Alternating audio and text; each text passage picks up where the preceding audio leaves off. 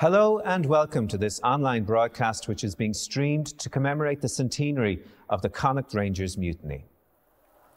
In June 1920, a company of the Connaught Rangers stationed in India refused to carry out their military duties on behalf of the British Army. This was in protest at the actions of black and tan soldiers, which was taking place in Ireland during the War of Independence. What began as a peaceful protest in India soon turned to violence, and the fallout for the Connaught Rangers was to have a significance which still resonates today. To discuss what happened and how we might frame the events 100 years on, I'm joined by a panel of experts. Danny Tiernan, grandson of William Tiernan of the Connaught Rangers. Mary Henry, granddaughter of one of the Connaught Ranger mutineers, James Gorman from Tubbercurry. In Cove, County Cork, we're joined by Oliver Hawes, grandson of Joseph Hawes, one of the leaders of the mutineers. And we're also joined online by writer and journalist Ronan McGreevy. You're all very welcome. Thank you. Danny, to set the scene, who were the Connaught Rangers? The Connaught Rangers were set up in 1793 by the Burke. England was at war with France. Its army was the lowest numbers, and they needed a regiment to fight. And the king ordered, or asked, requested from his subordinates that they would supply an army. And the Burke and Connaught supplied an army to the British forces. They became known as the 88th Regiment of Foot, later to become the 1st Battalion, the Connaught Rangers. They saw service in the Peninsular Wars, the Boer War, the Great War, to mention a few. And they served well. They were good fighting soldiers. Wellington called them the Devil's Own, because he said of them, if they don't frighten the enemy, they sure as hell frighten the life out of me. So they were a good, strong fighting force. There were men from Connaught who had no work, no jobs, and had to keep a family. So the only options open to them at that time was to join the army and to take the money to feed their families. And that's what they did. And that's why they joined up and went to serve the king. Mary, your grandfather was involved. What was the Sligo representation like overall? Well, there were 4 Sligo men that took part in the mutiny. My grandfather was stationed in Solon, India, in 1920 when the mutiny started. The others were Jack Scanlon, Sligo town, and Martin Boy Conlon from Sligo. The other person involved in the mutiny was Patrick Dyer from Ballymote, County Sligo. Okay. And Oliver, why did they mutiny? Most of the men of the Connaught Rangers who departed for India in 1919 were veterans of the First World War. And from the time that the war ended in 1918 until they departed, which was about 9 months, many of them had an opportunity to come home and leave to Ireland. And during this time was the start of the War of Independence in Ireland. So that many of them, when they went to India, had stories of atrocities and things that they had witnessed in Ireland while home on leave. And I think really that they decided we must make a stand, because we are doing the same out here in India, they said, as the British forces of whom we're part are doing the same in Ireland to our own people. So they decided that they would have a protest which developed into the mutiny. The next morning, the 4 of us went to the guard room, and the sergeant said to us, "What are you men going to do?" And I answered, "As a protest against the British atrocities in Ireland, we refuse to soldier any longer in the service of the king." The sergeant then locked us up. I said, we're doing the very same job as the British are doing in Ireland, suppressing the Irish people. We're out here to suppress the Indians. We'll lock ourselves in for the night. And we'll walk over to the guard room in the morning. And we'll hand ourselves up, and we'll refuse to soldier any longer for the British government until such time as they withdraw their troops from Ireland and give Ireland her freedom. I'm just really moved, because it was exactly the way he sounded and he looked. And my grandmother kind of more or less, you know, moved me more than him, because seeing her sitting in the corner, I've never seen this film before. And Ronan, any Irish people who fought in this era in the British Army had very mixed fortunes and very mixed responses when they returned to their homeland. So in relation to the Connaught Rangers, when they returned to Ireland and the perception of their actions in India. Do you think that history has judged those actions fairly? I think it does. It has. Certainly the very fact that we're here gathered for the 100th anniversary and that President Higgins was supposed to turn up on Sunday and will turn up on the 2nd of November shows that they have been recognised. I mean, the state here provided pensions for them, albeit after quite a battle, and they also provided for the repatriation of the bodies of 3 of the men who died. So I think that they have been well remembered in this country, and of course they're very well remembered in the folk memory of this country. We've had books about the Connaught Rangers Mutiny, we've had plays, we've had ballads, and we've had documentaries. Okay, so this online discussion, which is being hosted by Sligo Library and the Decade of Centenary, commemorates the actions of the Connaught Rangers in India in 1920. And when COVID-19 restrictions allow, it's expected that a public commemorative event will take place in November, when a monument to the Connaught Rangers will be unveiled here in Tubbercurry. So please follow the Sligo Library social media channels for updates on that particular event. But now to the details of what took place when an Irish regiment of the British Army took the decision to protest at actions taken by other members of that army in their homeland. The story of the Connaught Rangers Mutiny has been described, as Ronan mentioned, in print, in broadcast and on the stage. And now we'll hear the personal observations of our 4 panellists. First to Mary Henry, a member of the Connaught Rangers Memorial group here in Tubbercurry. This centenary commemoration of the Connaught Rangers event in Tubbercurry is part of Sligo County Council's Decade of Centenaries, the state commemorating significant historic events that took place between 1918 and 1923. This commemoration is designed to tell the story and honour the memory of those courageous men who, while far from home, they stood in solidarity with their fellow countrymen fighting for our independence and the establishment of the Irish Republic. My grandfather, James Gorman, was one of the mutineers stationed in Seoul in India in 1920 when he became involved in the mutiny. The first his family knew of his involvement in the mutiny actually was 1970, when RTE approached him to take part in a documentary they were making to coincide with the repatriation of James Daly, Peter Sayers and Patrick Smith. He attended the reburials in Terrace Pass, County Westmeath and Glasnevin Cemetery. My grandfather came from a family with a proud history of service in the Connaught Rangers. His father and brother also served in the regiment. He was an experienced soldier. And with his family traditions in the Connaught Rangers, I can only imagine how difficult a decision it was for him to take part in the mutiny. The story of the mutiny in India in 1920 helped to highlight Ireland's struggle for independence, and there is no doubt what effects their actions had on world opinion. The mutiny in India in 1920, I think, has been airbrushed out of Irish history. Present-day school history books, when addressing the War of Independence, it rightly mentions the execution of Kevin Barry on the 1st of November 1920, but there is no mention of the execution of James Daly on the 2nd of November 1920. Didn't those 2 young men give their lives for the same cause? The mutineers endured great hardship in prisons in India and in England, and they seldom spoke about it, so their families and communities seldom knew the great hardship that they had endured. My grandfather was always very emotional when he spoke about the execution of James Daly. I think it was something he carried with him all his life. He said it was a time of great sadness and grief, but it bound them together for life. It's sad that their actions faded away and they became Ireland's forgotten heroes.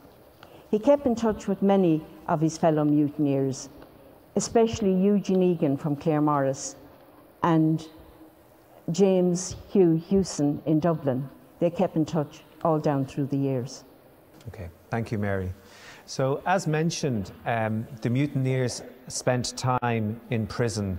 After the execution of Private James Daly, the rest of the mutineers were jailed first in India and then back in England. Once the Connaught Rangers were freed from prison in 1923, they could then return home to Ireland, and many of them did. But what kind of welcome awaited the men who, although they had made personal sacrifices to identify with the fight for Irish freedom, were still former members of the British Army? Now we'll hear from Danny Tiernan on some of the challenges that met the men when they returned home to Ireland. They had basically two challenges when they came back. They had the political one and the personal one. In the political one, they went looking for pensions. They had no money, they couldn't get any jobs. They went looking to see if they could get some money from the state. The British government had told them, for example, Smythe, who was shot by accident and was not involved in the mutiny, but was shot in Solon on that charge in the magazine, his family were told, go to Ireland, he was an Irishman, go to the Irish government, he was an Irishman, what he did for Ireland. But he wasn't a mutineer. The family didn't get his pension, they had nothing to live on. And the same happened to the rest of them that when they came back. A lot of them had typhoid when they were in England. They suffered from heat, stroke. They were left out in basically a desert, for want of a better word to describe the place, in a compound. And they had no proper accommodation, proper facilities. On the personal level, I had the privilege and the honour of talking to Charlie Corrigan. I met Charlie before he died in Glencar in Sligo. And Charlie and myself had a long conversation, and he said it was great to come home. We were welcomed home, and people shook our hands, but they never gave us a job. They wouldn't give us work. Now, Charlie wasn't, and I don't mean this in any derogatory way, he wasn't too bad. He had a small farm, and he went out to work a small farm. But Johnny McGowan from Boyle, Johnny joined the Guards. But Johnny suffered from typhoid fever. He also he suffered from the punishment that was meted out to them in the prisons in England. And when he joined the Guards, he joined in January, and in the February the following month he was on his way to Ballinamore to pick up a prisoner, himself and more Guards. And they called into Carrick-on-Shannon to have their meal. And they obviously had a drink. And whatever effect that drink had on poor old Johnny McGowan, he went berserk. He took out his gun, he put a few customers up again in the bar, and he had to be taken away. Now, obviously, he was advised to retire rather than be dismissed, because if he was dismissed, he'd never get a job again. But he did retire. But he got a job on a ship, and he died destitute of alcoholic poisoning in the Bronx in New York. Sorry, in Queens, in New York. And the same can be said of a lot of them. They were put into homes. They had no money. They were put into homes, workhouses, and they died there and were buried in paupers' graves. Some of them did get jobs, but the majority of them got nothing. Even though they were welcomed back, as Charlie Corrigan said, we were welcomed back, and people shook our hands and said, "Great job! You did. You know what you did for Ireland." But nobody acknowledged what they did. Nobody wanted to give them anything. And of course, Ireland at that time still swore allegiance to the Crown when the boys came back in 1923. So the Irish government at the time did not want to see them as martyrs, or the British government did not want to see the Irish government make martyrs of them. And the same applied at the funeral when they were brought back and they were reinterred in Glasnevin. The British government let them back, but did not want them to be. So they suffered politically and they suffered personal loss. And some of them did in 1936, De Valera, under the Connaught Rangers Pension Act, did give them a couple of pence, a couple of shillings every week. But a lot of them were sick. The money would be gone on medical expenses and that's all. Okay. Thank you, Dan. So 14 men identified as leaders of the mutiny by the British were sentenced to death in 1920. Perhaps fearful of public opinion, in the end, just one of the leaders was executed, Private James Daly from Westmeath. Among the others whose sentences were commuted was Joseph Hawes.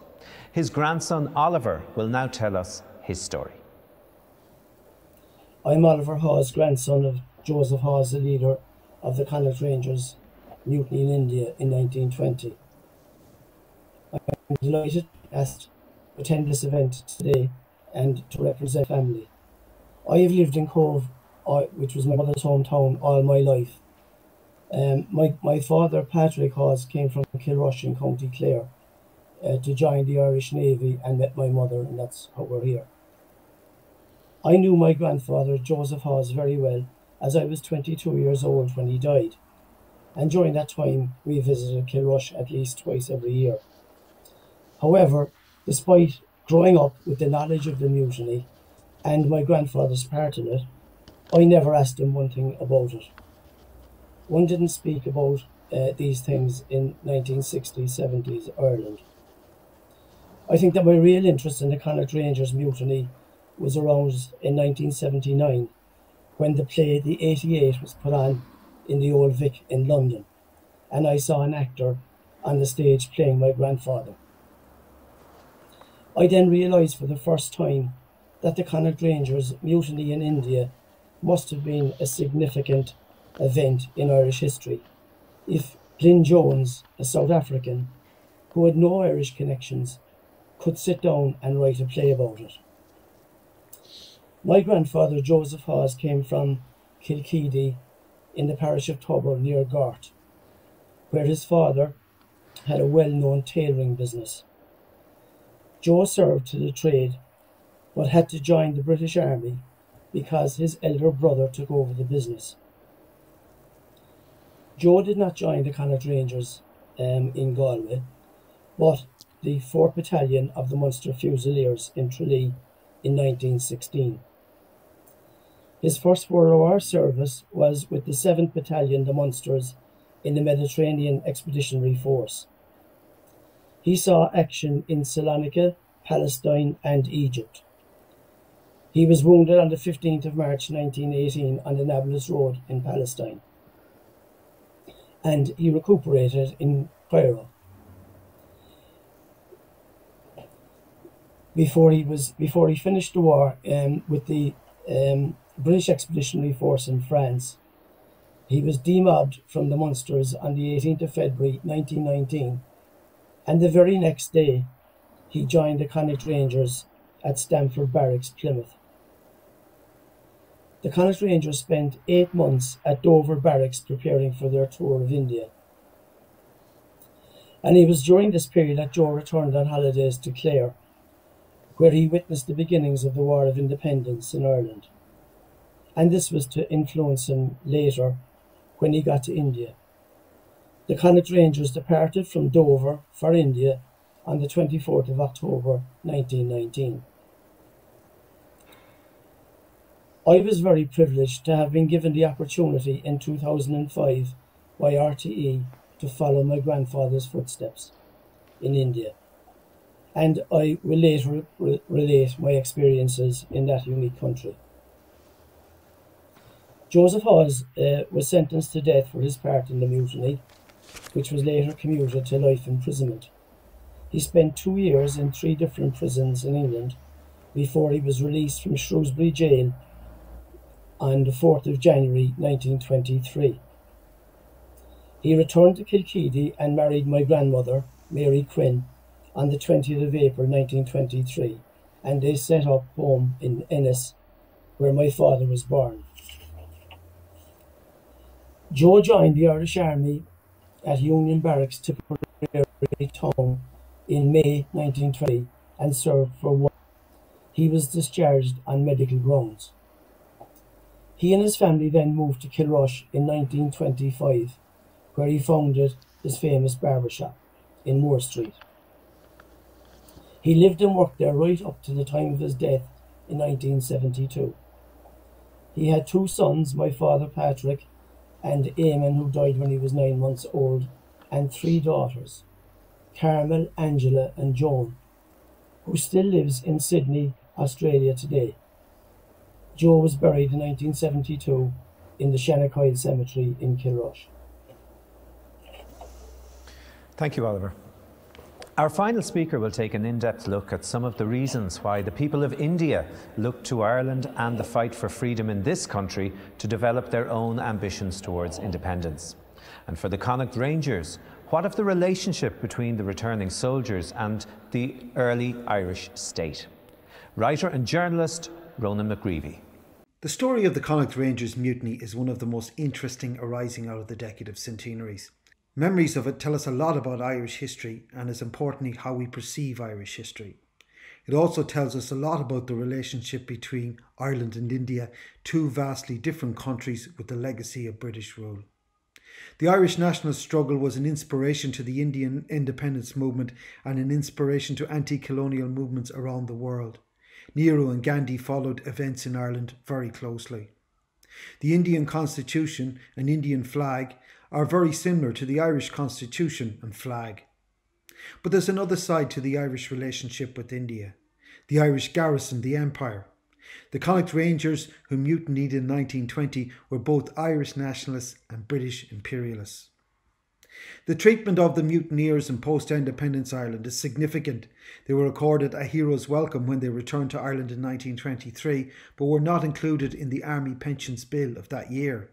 In 1926, Ernest Blythe, the parsimonious Minister for Finance in the Free State government, said the mutiny was due to their treatment in India by the British Army and that their patriotism was quote-unquote really an afterthought. He later retracted that statement. The Connaught Rangers Act of 1936 finally gave the mutineers a pension. Then we have the extraordinary story of William Tiernan, who served in the British Army in the Second World War and retained his pension despite being incarcerated in a German prisoner of war camp. He was not penalised for having joined the British Army again, but was for stealing a bicycle, and his pension was withdrawn. It took a government act in 1961 to restore the pension to him following lobbying by politicians. The return of the remains of James Daly and those of Private Shears and Smythe to Ireland in 1970 was official recognition by the Irish state of the sacrifices of these men. Significantly though, there was no official Irish government presence at the funeral ceremonies, showing how the situation at the beginning of the Troubles had changed, and it was felt the ceremonies were politicised by extreme Republicans. Fast forward to the present day. Confirmation that President Micheál D. Higgins will attend the unveiling ceremony for the Connaught Rangers Memorial in Tubbercurry on November the 2nd is just recognition for the actions of these men 100 years ago. Thanks, Ronan.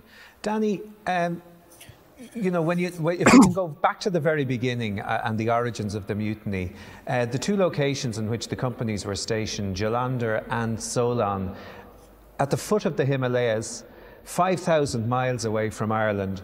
Oliver has already referenced that some of the soldiers involved had been at home and were getting wind of what was happening in relation to the War of Independence.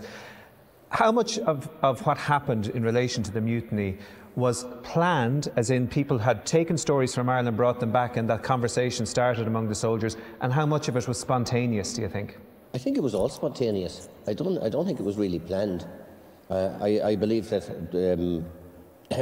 Joe Hawes was at a football match before he returned to England before going to India, and the hurling match was banned, and they were searched by British soldiers going into the ground, and that was the type of thing that was happening to Irishmen serving in British armies that had come home prior to their departure for Commonwealth duties in India. So I don't think that they actually sat down and planned the whole thing. I think if we read about what Hawes says that night, he said, look, we're doing the same here in India as the British are doing in Ireland. So what are we basically, what are we doing here and why are we here? And I think that particular morning the four men went to the guard room. I don't think they realised what was going to happen. I don't think they realised that the follow-up of what happened, and men joined out of curiosity or became members of the mutineer group, if I can use that word rather than mutineers. They became members of that group, and later when things settled down and they discovered that what they were hearing, because there's no better place than an army barracks for a rumour to spread and get legs. You know, it can start a foot wide, and by the time it gets 8 foot out the door, it's a mile wide. And they were told that the British Army was going to come in and they were going to kill them all. They were also told, as happened to Daly above in Hut 27 and so on, every Irishman in the British Army is down in tools. It wasn't true. It was a lot of it was exaggerated. And that's what made it more spontaneous than actually planned. Mary, you want to come in there? Well, I think from listening to my grandfather, it was always to be to demonstrate It was never to be violent in any way. It was supposed to be non-violent, and like the Indian people themselves, like Gandhi, and they looked up to the mutineers because it was to be passive resistance. It was more a demonstration of what was going on in Ireland. They never intended it or to lose anybody's life. It was never intended to happen. And Oliver, you know, so some of the actions that were carried out by the mutineers, can you just bring us through them? There was the raising of the tricolour, there was the singing of rebel songs. I mean, what form did the protest, if that's what they were trying to do at the beginning, take, do we know? Yeah, well, what happened was, as Danny described there, the four lads, including my grandfather, were in the canteen, and they one night on the 27th, I think it was, and they decided the next day that they would hand themselves in and say they weren't soldiering any longer. And that's exactly what happened. They went to the guardhouse, and they told the sergeant in charge what they intended to do, and he thought it was crazy. But anyway, he said, fine, look, we lock him up and see what happens. And when the soldiers were coming back from parading, and I was so privileged to have seen and be in Dagshire, in Jalunder, which is intact today, and as it was in 1920.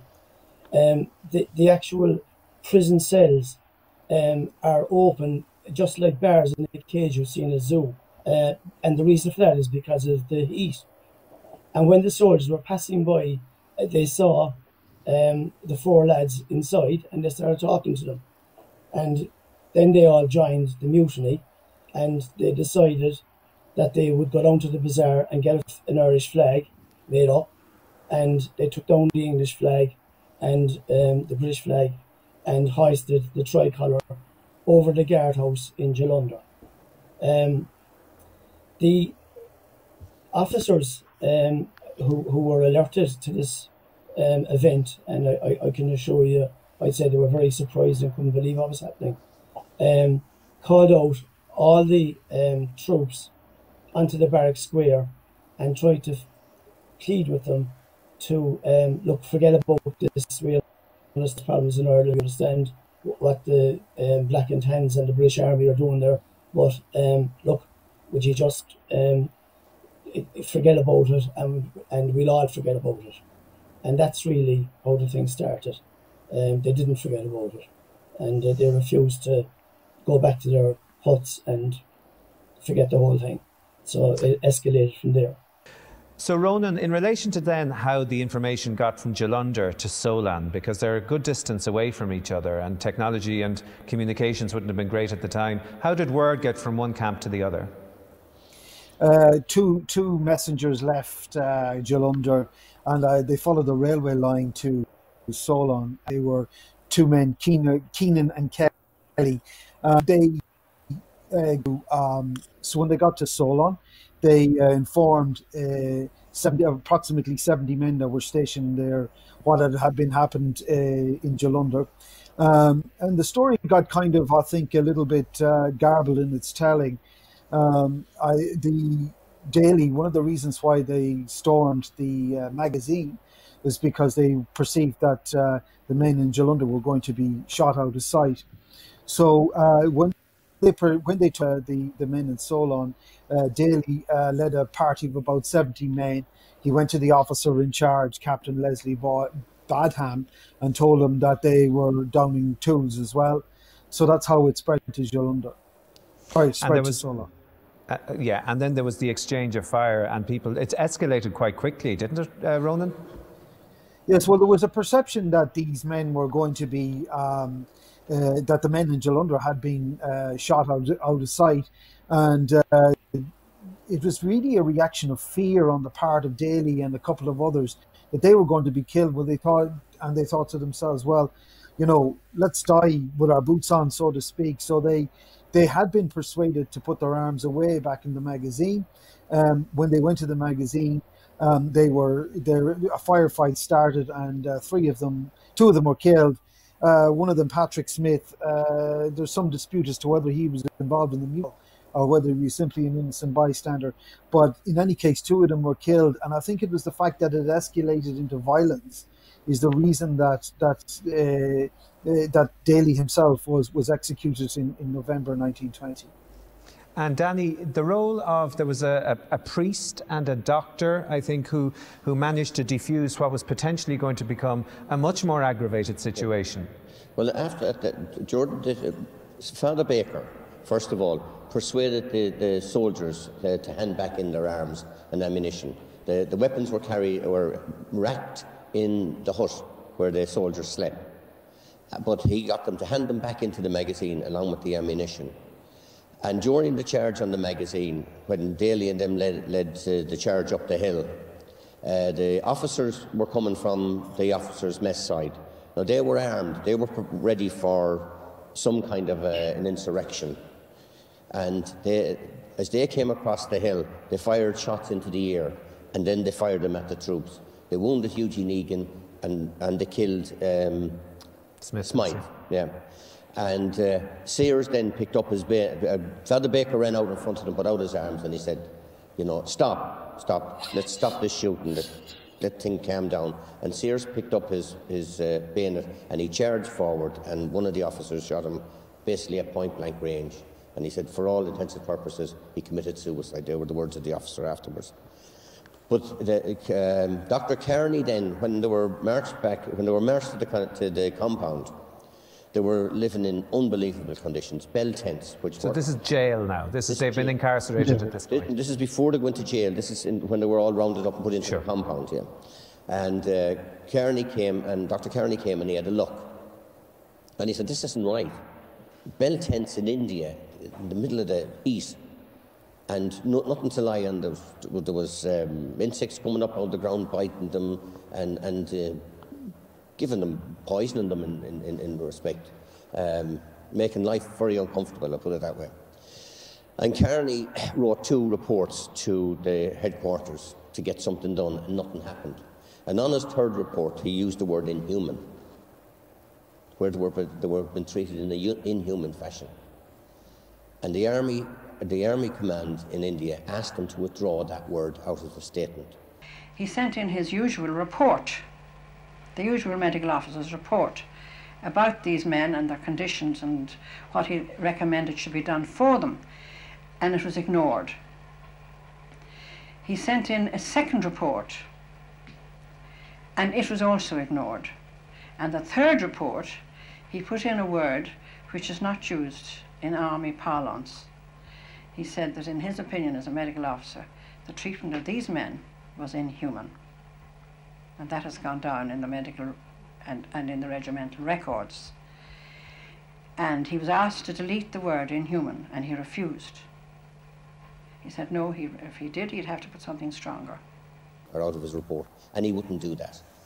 Okay. So after 3 days there, they were brought back into Jalandhar, and there was a hut specially designed for them, and they were put in there as POWs. Okay. So from the English Army's perspective, and from the hierarchy, let's call it, of the English Army, so they now had a very tense situation to deal with, Mary. This is only a year on from the massacre at Amritsar, so where 400 innocent Indians had been shot by members of the British Army, and I suppose tensions were still very high in the country. In terms of how the British Army majors and the hierarchy of the army dealt with the insurrection, or dealt with the mutiny, what's your reading on how they did in that particular? Well, as Danny said, when they were put into the compound, it was inhumane the way they were treated. They had insufficient water. Not only were they suffering from dysentery, they also were suffering from sunstroke, because their complexions and everything, you know, the Irish complexion, red hair, blue eyes, they couldn't take the heat of the sun, and they had no shelter whatsoever. And they were left there like animals. It was like a cesspit. It was terrible the way they were treated. And then when they were brought to Dagshire prison, they were half starved. When they came back to prison in England, you see, they were never given political status as political prisoners, because the mutiny is a very serious thing to do within the British Army. And I'm sure Danny would be able to elaborate much better than I can about the way you would be treated if you committed mutiny, because mutiny was one of the most serious offences a soldier could make. So they had to be seen to make an example. To make an example of them, and unfortunately they suffered dearly for it. And they made that example, Danny, of Private James Daly. There were 14 initially who I think had a death sentence hanging over them. 14, yeah. So they decided that Daly was the ringleader, and he was executed. He was actually the last man, was he not? Last British Army member to be British Army soldier to be executed for mutiny. He shot at dawn. Yeah, that's correct. But you see, the British Army were kind of in a do or die situation, because first of all, when the mutiny started, they tried to quell it. Colonel Deacon tried to quell it. Colonel Leeds tried to come and quell it. And Leeds told them, you know, the consequences of what you're doing are major. They're actually a shooting, they're actually a killing offence. You can be shot for what you're doing. And when the mutiny was coming to an end, when the officers tried to quell it, they were caught in a quandary, because the Indians, as you said, the Amritsar massacre was just over. The Indians had a revolt in, I think it was 1798, and the only thing they lacked that time, and Deacon tells the soldiers this, the only thing that the Indians lacked at them were rifles and ammunition. And they were afraid that the uprising, the sight of the tricolour flying over the cantonment in Jalandhar was an unbelievable sight, because the Indians had never seen anything like this. And the army had two. They wanted to quell the mutiny and keep it within themselves, within the 1st Battalion Connaught Rangers.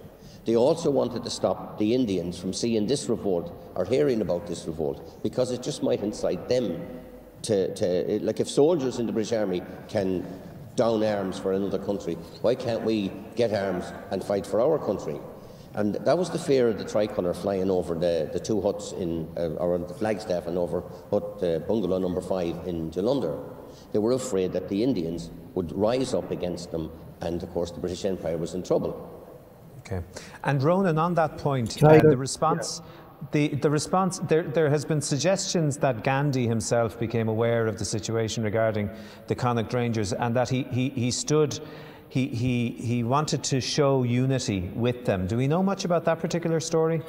I have heard that story, that he came and visited them in Dagshay. I haven't been able to verify that. He certainly, the thing about Gandhi supported the cause of Irish independence. What he didn't support was the use of violence to achieve that end. Gandhi was somebody who believed, as we know, in passive resistance. That's what the mutiny was, until the men stormed the magazine. Just to get back to the point that Danny made earlier, right?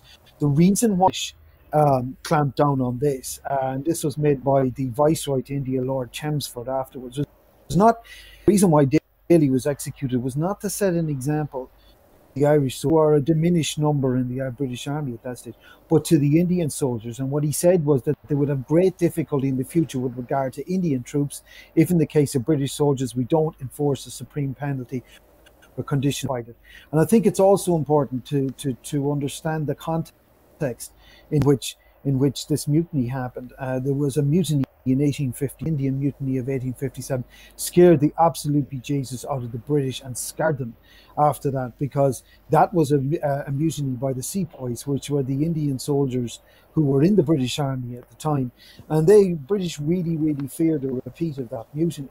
And that's why, at the time, they clamped down so hard on the fact that these 61 men spent long period, or would have spent long periods in jail, but for the peace settlement of the Anglo-Irish Treaty, and why Daly was executed in 1920. Okay, so let's fast forward then to, so the men are incarcerated in Dagshay prison, Oliver, initially, and then are transported back to prisons in England, where they serve sentences, and then are released under the terms of the Anglo-Irish Agreement in 1923. So now they're starting to filter home. So can you just give us an indication from what your grandfather may have said? And I know you said he didn't say much, but what was the general response like when they came back to this country? Well, when they came back, the only people who welcomed them when they arrived in Dunleary were Sinn Féin, and they brought him to the Transport and General Workers Union headquarters, where they had a dinner and a lunch, a dinner, and then they just broke up and they all went their separate ways. So they didn't get much of a reception when they came back to Ireland. And the pensions issue we might talk about in a minute, but yeah, Oliver, well, generally, what sort of job prospects had they? No. Well, they had no prospects at all, really, except the one outlet they had was the Irish Army. And after the Civil War in Ireland, the Irish Army, I think, was expanded to about 60,000 men, which was an enormous amount of people. And that couldn't be continued. So Ernest Blythe decided that in 1925, I think it was, that the Irish Army would have to be reduced. And that's when most of the Connaught Rangers men who had joined the Irish Army or the police lost their positions. And it was only just those, like my grandfather, who was lucky.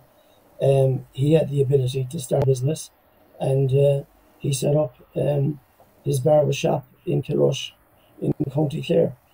The others, as Danny described, who hadn't got the ability to set up their own businesses or to find jobs, ended up in workhouses and as down and outs, and they had no contact with each other. It was just my grandfather who initiated the pensions for them, that and a very long battle for about nearly 10 years with the Irish government and the English government to try and get a pension for them. But that took until 1936. Okay, so we have 13 years, Ronan, whereby these men are effectively in limbo. Poor health, poor job prospects, uncertain of their futures. Can you give us an idea as to, was there any lobbying going on for these men at any state level to get them the pensions that ultimately came their way in 1936 for them and their families? Absolutely, there was from the beginning. I think it's important to state that the experience of the Connaught Rangers on their return to Ireland was by no means unique. Nobody had it easy in the state that appeared after independence. And I have spent many years looking at the Military Services Pension Archive, which is the archive of people who had served in the War of Independence and the Easter Rising and the Civil War afterwards. And it was very difficult for anybody in the state to get pensions, right? In the new Irish state, it was extremely difficult. In fact, my own grandfather, who was in the IRA, didn't get a pension until 1965. So I think it's important to put that in perspective, that it wasn't easy for anybody. And you know, the talk of poor job prospects, etc. That's the same for First World War, who came back, and for many who'd been involved in the Republican struggle. But to get back to your point, I mean, this issue of pensions for the Connaught Rangers, that was the subject of a public inquiry in 1925. As I said to you, Ernest Blythe dismissed it in 1926.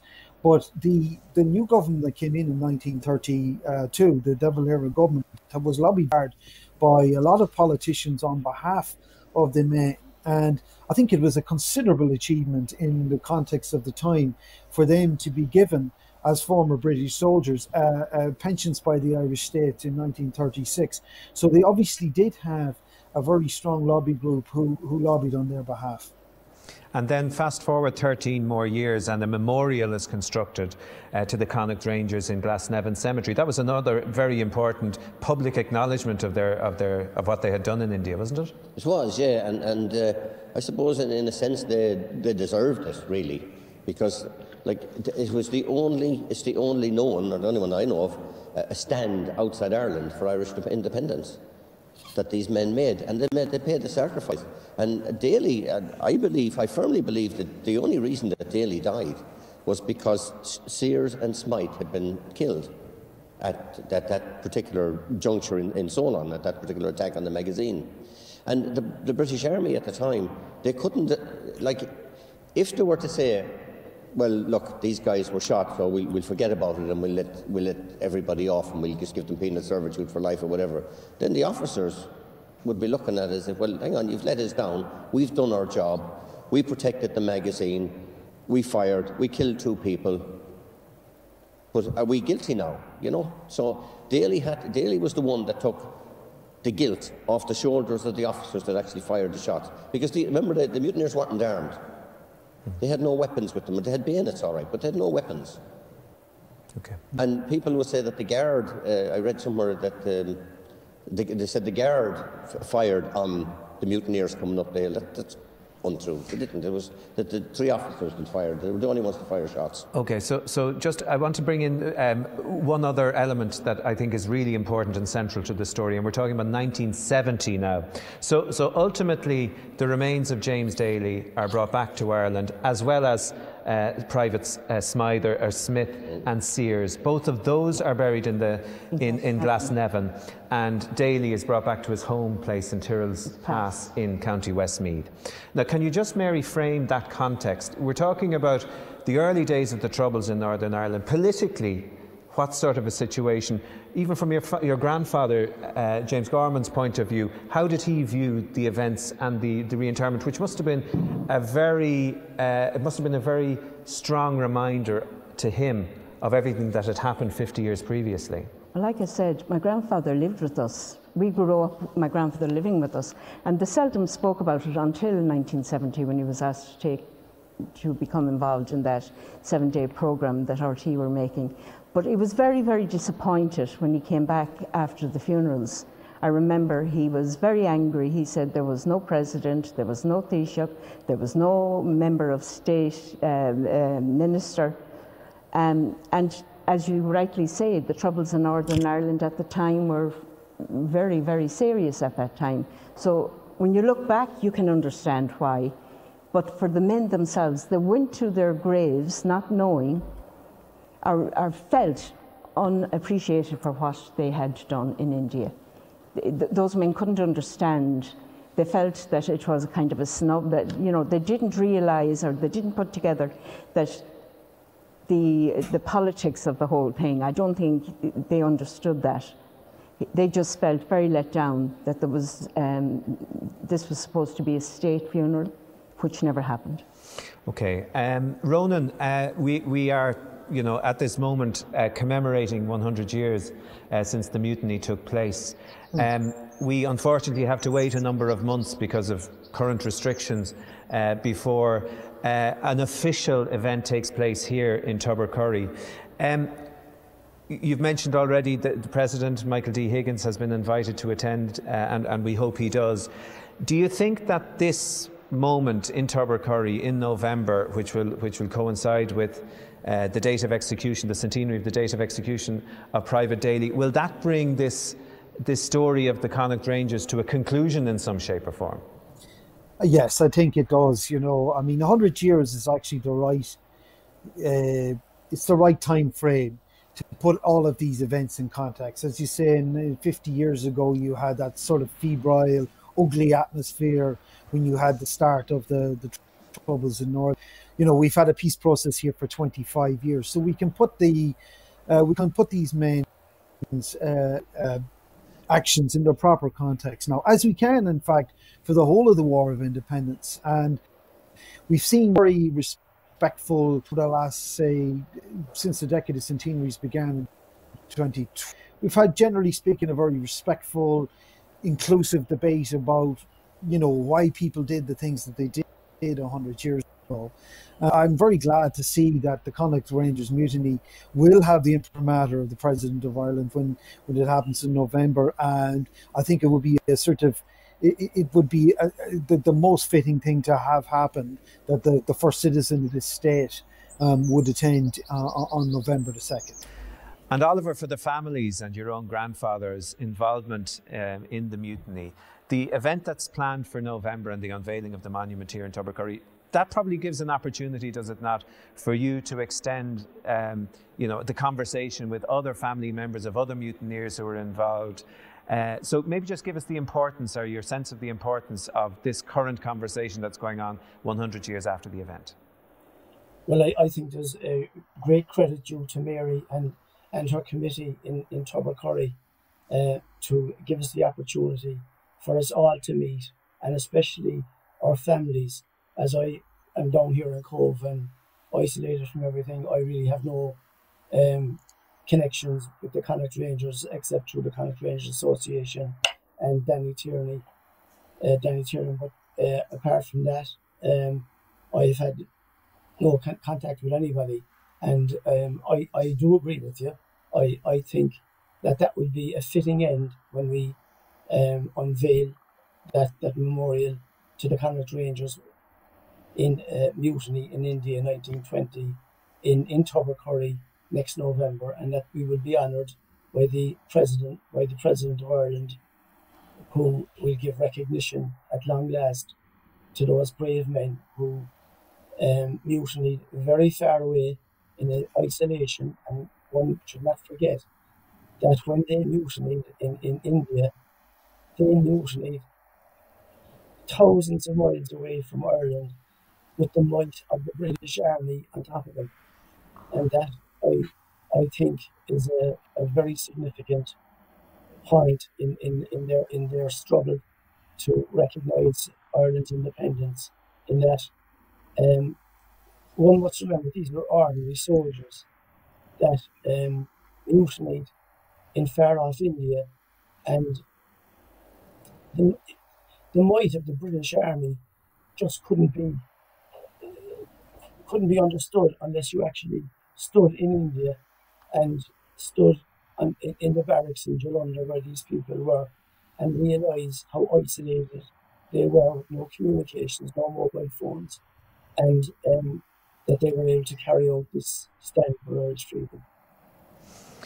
And Danny, I suppose a final word from you in relation to where we stand currently, and there's a massive change in terms of how we view events that took place in the past, in terms of the Black Lives Matter movement and others. How do you think we should frame what happened with regards to the Connaught Rangers Mutiny 100 years ago in the current conversation, and maybe looking forward into future years? Well, I think it's great that Mary and her committee have decided to put up a memorial. I know she was telling me earlier on it was to 4 Sligo men, and now it has gone beyond that to all the mutineers. And I think that's great, because it just shows that people are starting to take an interest, they're starting to be inquisitive, and it's going to put the word out there and put their names out there that they actually did something for Ireland, as Oliver said, far, far away from an Irish shore. And I think it's going to be a worthy and fitting tribute to the men, what they did, the cause that they believed in, and how they carried it out.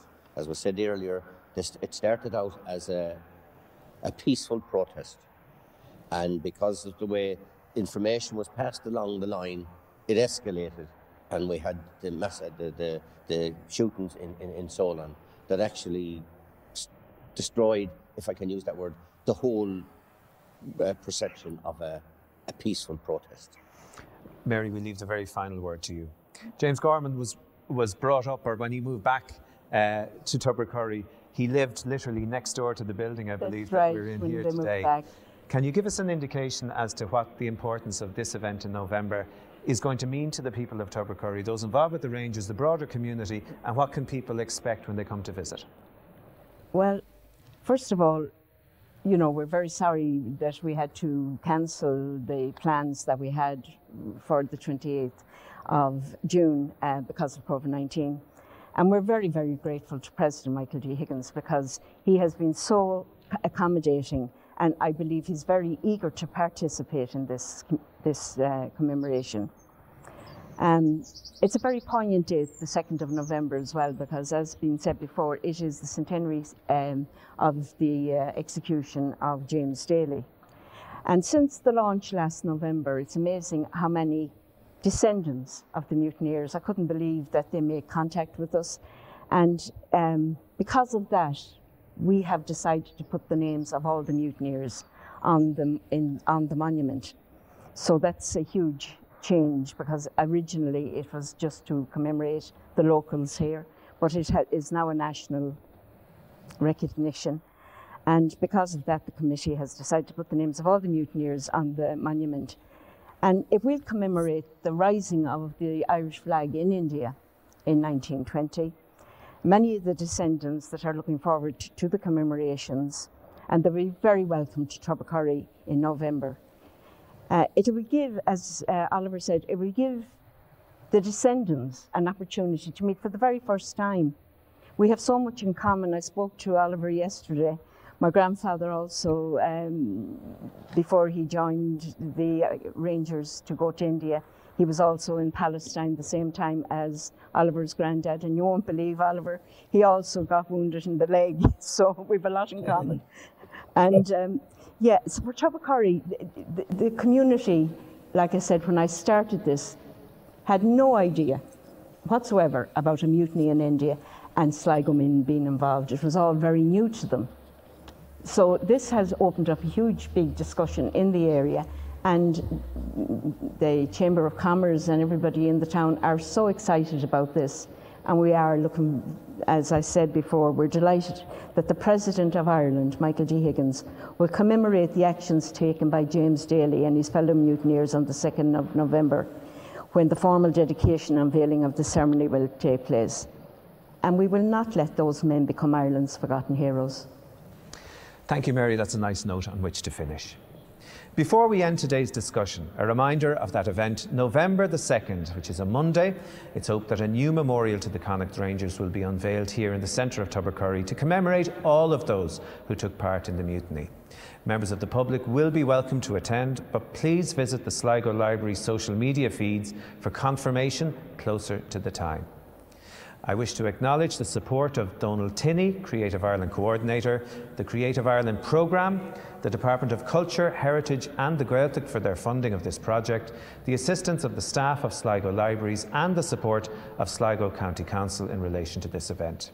I also want to thank all of the contributors to today's commemoration: Mary Henry, Danny Tiernan, Oliver Hawes and Ronan McGreevy. Thank you all. Sinead, Gadéisih Slán, agus go gasamid ar a chéile a ríist, Slán Tamil. I don't think any of the great Irishmen that died in this country for the cause of freedom, to which we now enjoy, would do any more for his country than Daly did. It's a long way to Tipperary, it's a long way to go. It's a long way to Tipperary, to the sweetest girl I know. Goodbye Piccadilly, farewell Leicester Square. It's a long, long way to Tipperary, but my heart